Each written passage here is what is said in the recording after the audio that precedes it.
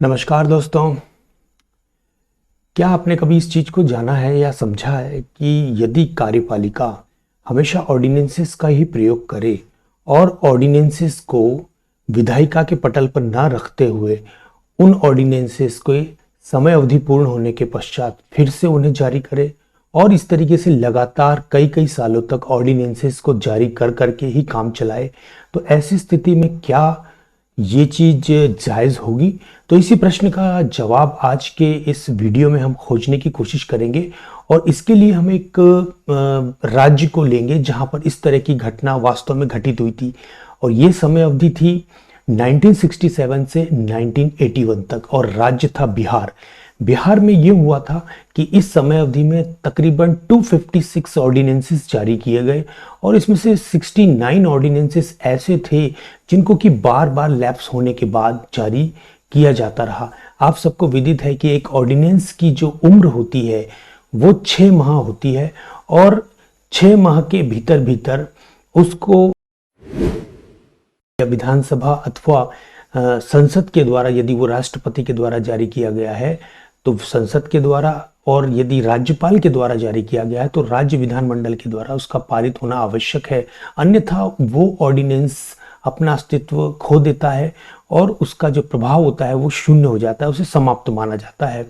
बिहार में ये होता था कि जब भी ऑर्डिनेंसेस लैप्स होते थे उन्हें विधानसभा के पटल पर नहीं रखा जाता था और लैप्स होने के बाद में फिर से उनको जारी कर दिया जाता था। तो ये सिलसिला काफ़ी समय अवधि तक चलता रहा और जैसा कि हमने जिक्र किया कि 69 ऑर्डिनेंसेस ऐसे थे जिसमें से कुछ ऑर्डिनेंसेस तो ऐसे थे जिन्हें 14 साल तक इसी तरीके से बार बार जारी करते हुए एक ऑर्डिनेंस राज को कायम कर लिया गया। और लोकतांत्रिक व्यवस्थाओं में जहां पर कि चुने हुए प्रतिनिधियों के माध्यम से लोकतांत्रिक व्यवस्था का संचालन होता है, वहां पर विधायिका की कानून निर्माण की एकमात्र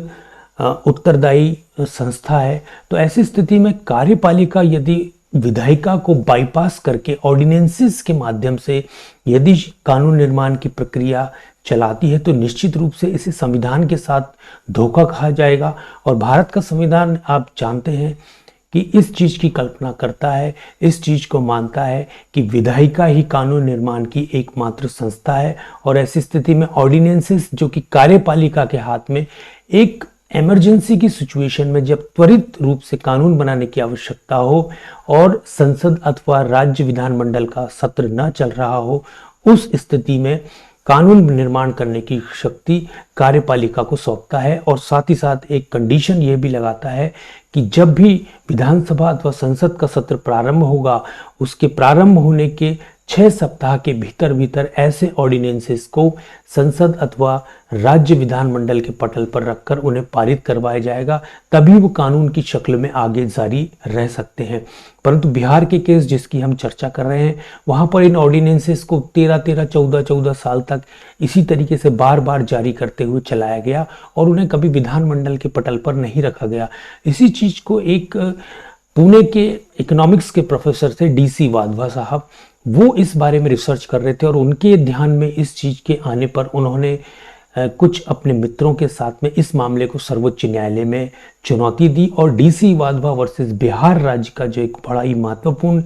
निर्णय है और जजमेंट है जिसमें यह कहा गया 5 जजों की संवैधानिक पीठ के द्वारा कि इस तरीके की जो कोशिशें हैं और या इस तरीके का जो प्रयास है जिसमें कि विधायिका को बाईपास करके कार्यपालिका कानून निर्माण करने की शक्ति अपने हाथ में ले ले, निश्चित रूप से संविधान के साथ धोखा है। और उन्होंने इस तरीके के प्रयासों को संविधान के साथ धोखा बताते हुए निश्चित इसे असंवैधानिक घोषित किया। अब देखिए इसी तरह का मामला जो है,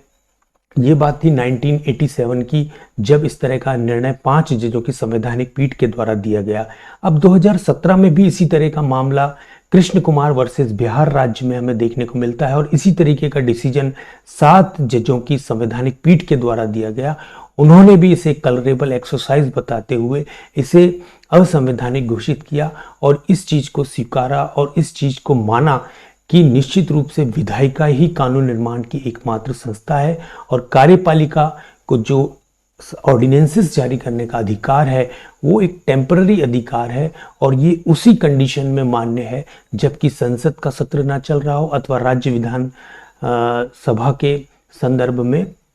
उनका सत्र ना चल रहा हो। तो यहाँ पर ये चीज़ जानने और समझने वाली है कि इस तरीके से ऑर्डिनेंसेस जारी करना या बार बार ऑर्डिनेंसेस जारी करना संविधान के साथ धोखा है। और दो केस हमने जिनकी चर्चा की, एक 1987 में डीसी वाधवा का केस और दूसरा 2017 में कृष्ण कुमार वर्सेस बिहार का केस। इन दोनों के माध्यम से इस चीज़ को हमें स्पष्टीकरण मिलता है कि बार बार ऑर्डिनेंसेस जारी करना संवैधानिक दृष्टि से असंवैधानिक है। तो ये चीज़ आपको आज समझ में आई होगी। तो उम्मीद करता हूँ आज का ये वीडियो आपको पसंद आया होगा। तो इस चैनल को प्लीज़ सब्सक्राइब करें और हमारा हौसला अफजाई करें। बहुत बहुत धन्यवाद। आपका समय शुभ हो।